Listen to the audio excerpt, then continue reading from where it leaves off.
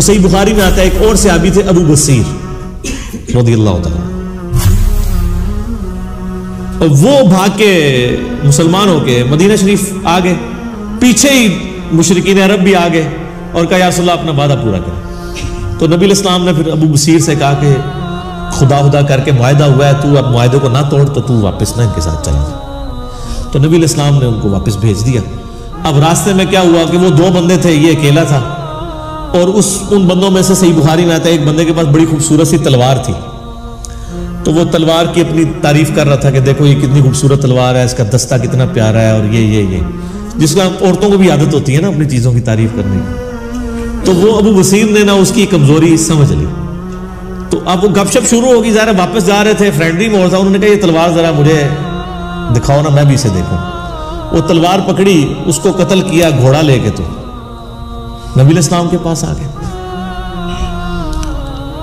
नबी इस्लाम ने फरमाया कि मैं तो अपने वादे का पाबंद हूं, तो तुम इधर से चले जाओ। उसने कहा या रसूल अल्लाह आप जिस चीज के पाबंद थे वो आपने कर दिया, ठीक है मैं मदीने में नहीं रहता, लेकिन मैं अब इस चीज का भी पाबंद कोई नहीं कि मैं मक्के में वापस जाऊं, क्योंकि आपने तो मुझे वापस कर दिया था, ये तो मैं आया हूं ना वापस, तो मुझे आप इजाजत दें। आप फरमाया तुम बस मदीने में नहीं, जिधर मर्जी जाके रहो, अल्लाह ताला कोई ना कोई राह तुम्हारे लिए निकाल देगा।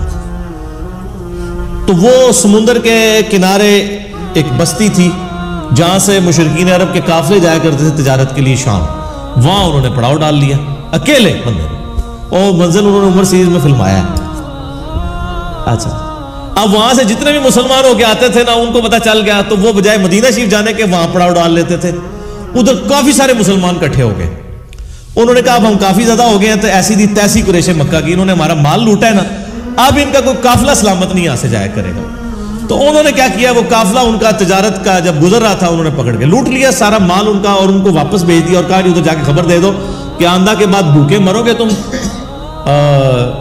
अब तुम्हारा कोई काफिला इधर महफूज नहीं रहे। वहां फिर उन्होंने मीटिंग की आपस में कि यार क्या करें, या तो हम कोई लश्कर कशी करें इनके ऊपर, लेकिन लश्कर कशी कैसे करें, वो तो खाना बदोश थे, कभी कहीं पड़ाव डालते थे, कभी कहीं पड़ाव डालते थे। तो अल्टीमेटली यही डिसाइड हुआ, सुहेल इब्न उमर को बुलाया गया कि तू बड़ा सियाना मर्द है ना, तो मेहरबानी कर जाके नबी इस्लाम को रिक्वेस्ट करके ये शर्त खत्म कर दें, और जो लोग मुसलमान हो रहे हैं ना, अल्लाह का वास्ता जो लोग अपने कॉल ही रखो, साढ़े तो जान छुड़ाओ, कम से कम आपके पास रहेंगे, कम से कम हमारे काफिले तो नहीं लूटेंगे ना, किसी चीज के पाबंद तो होंगे।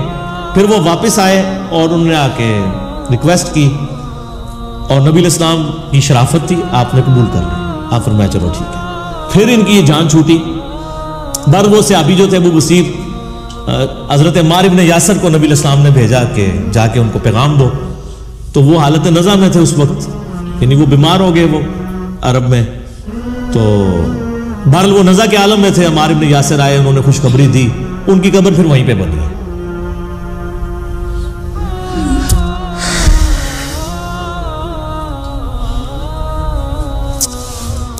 इन लोगों के नाम भी आज लोगों को नहीं पता कि जिन लोगों ने इस्लाम के लिए शुरू में क्या कुर्बानियां की हैं। अबू बसीर रज़ियल्लाहु ताला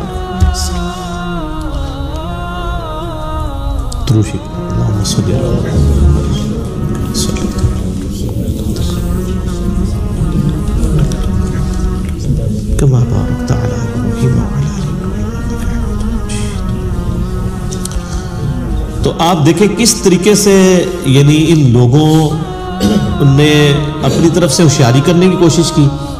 अच्छा, जब ये सब कुछ हुआ, फिर हजरत उमर आए हजरत अबू बकर के पास और कहा कि आपने सच कहा था, ये अल्लाह के रसूल है सल्लल्लाहु अलैहि वसल्लम, यानी मेरा वो विजन नहीं था कि हम दब के सुलह कर रहे हैं, और ये सुलह जो है वो मुसलमानों के लिए फतह की नवीद साबित होनी है।